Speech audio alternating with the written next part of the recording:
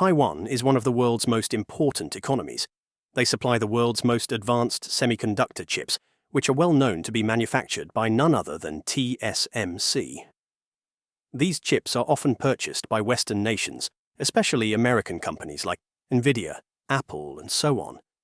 But over the past few years, there emerged a problem that many news articles have been talking about, which is Taiwan's trade with Russia.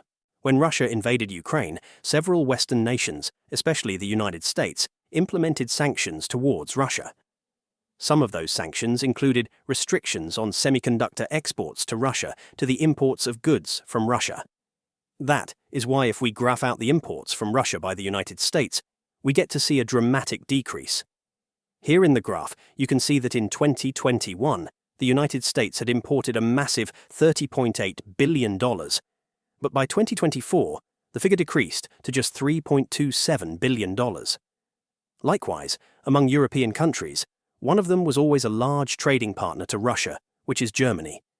Yet, like the United States, Germany saw a decline in imports from $31.2 billion in 2022 to just $4.26 billion in 2023. These Western nations have done this as a retaliation to Russia's invasion of Ukraine. Now, one of the economies that followed these Western economies is Taiwan. When Russia invaded Ukraine, Taiwan had seen a decrease in their exports to Russia. What this means is that Taiwan was not selling as much goods to Russia as they did previously. In 2021, Taiwan's exports to Russia amounted to over $1.3 billion. But by 2022, it plunged to just $855 million. By 2023, Taiwan's exports to Russia further fell to just $793 million, and by 2024 to just $599 million. This decrease is due to the sanctions by the West, but also as Taiwanese firms pulled back from the Russian market. But that's not the problem that we are trying to find out in today's video. Taiwan's decreasing exports are just following the trend of Western economies. But what we have yet to show is Taiwan's imports of Russian goods. Imports are basically what a country buys from another country. It is when Taiwan buys a good, for instance, a natural resource like oil from Russia. Exports, on the other hand, which we just showed earlier, happens when Taiwan sells something to Russia, for instance, semiconductors. If we were to graph out the imports of Taiwan from Russia, we actually get to see that Taiwan's imports had grown in value. Let's graph out the imports of Taiwan from Russia. Here you can see that even though Taiwan imports from Russia haven't increased, they haven't decreased either. They have stayed consistent with the latest year available for 2024, showing that Taiwan imported over $4.5 billion from Russia. That has raised concerns among many observers. While Taiwan has significantly cut its exports to Russia, its imports from Russia have remained stable. This means Taiwan is still buying Russian goods despite following the Western-led sanctions in other areas. Now, it shouldn't really matter, right? To be honest, Taiwan's imports of Russian goods, or even overall trade, is amongst the lowest when we talk about Taiwan's trading partners. If we were to rank out the largest nations by imports of Taiwan, we would see that Russia is overshadowed by many nations. China, which tops the list, sees a trade value of over $176 billion. So, Taiwan's total trade with Russia at about $5.1 billion should be small, right? Well, here's the problem that many articles have been saying, and it's the fact that Taiwan's reliance on fossil fuel has increased.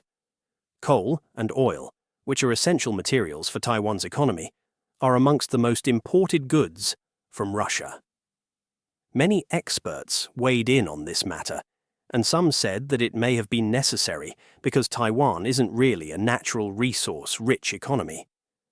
Much of their power supply is dependent on imported energy, and Russia happens to be one of the major suppliers. But then again, why Russia? Well, some observers also mentioned that it's because of cost. Russian coal is cheaper, although lower in quality. To show you just how reliant Taiwan has become to Russia in this category, let's graph out Taiwan's monthly average import of Russian fossil fuel. Here you can see that in the past few years, and even after the Russian invasion, Taiwan had seen an increase in fossil fuel imports, with 2024 showing more than 1 million tons in fossil fuel imports. Here's another graph on the coal import reliance of Taiwan by country. This graph is essentially telling us the increasing reliance of imported coal from Russia to Taiwan. Here you can see that despite Western sanctions, Taiwan's reliance on Russia has increased. In 2022, Russia accounted only for 12% of the total coal import volume. But by 2024, it rose to over 18%. The reason for this rapid increase isn't actually because of Taipower, which is Taiwan's state-owned electricity provider. In September 2022, Taipower officially stopped purchasing Russian coal in response to Western sanctions and political pressure. Put simply, it's not really the government that is doing this. The ones who are doing this are none other than the private sector. The gap left by Taipower was quickly filled by private companies, which significantly increased their imports from Russia. Here's a graph with data published by the Center for Research on Energy and Clean Air. Here in this graph, they detailed out the Taiwanese companies that purchased Russian coal. The reason being for this increase, as we already mentioned, is all because of cost. The report by the center also said that imported Russian coal had a monthly price of just $180 per ton, as compared to non-Russian coal, which has a monthly price of $230 per ton. That makes Russian coal 22% cheaper, which might be why these private firms have been buying them over other options. Now, the reason why this is a problem is because Russia profits significantly from its fossil fuel exports, which help fund its war efforts in Ukraine. Despite Taiwan's alignment with Western sanctions, the increasing import of Russian coal indirectly contributes to Russia's economy.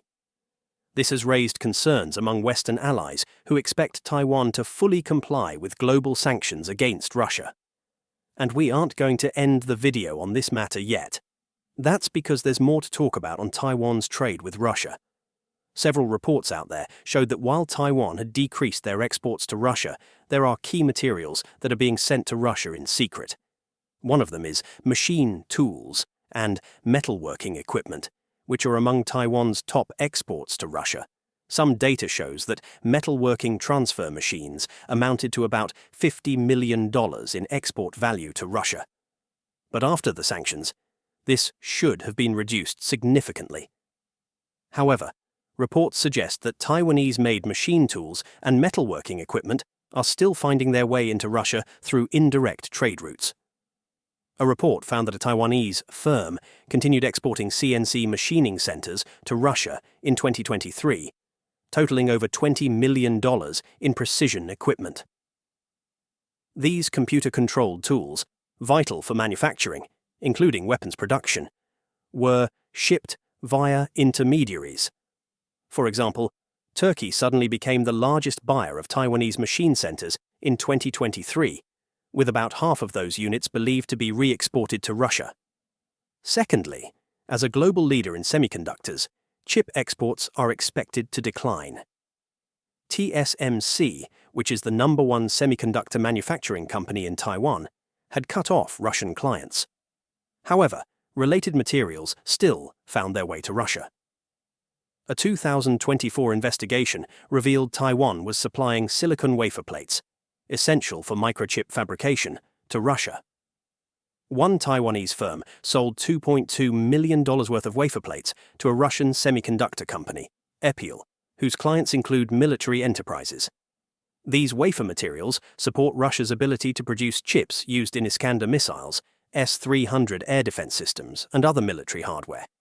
In total, Russia imported $151 million of global goods in 2023 needed for such arms production, with Taiwanese origin components comprising part of that mix. In short, while Taiwan's direct export of finished semiconductors to Russia plummeted, indirect exports of chip-making inputs continued in smaller volumes until new controls were imposed.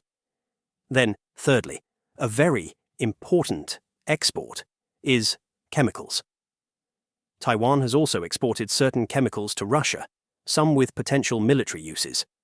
Nitrocellulose, a chemical used in producing smokeless gunpowder and propellants, saw a 94% increase in Taiwanese exports to Russia over the past 5 years.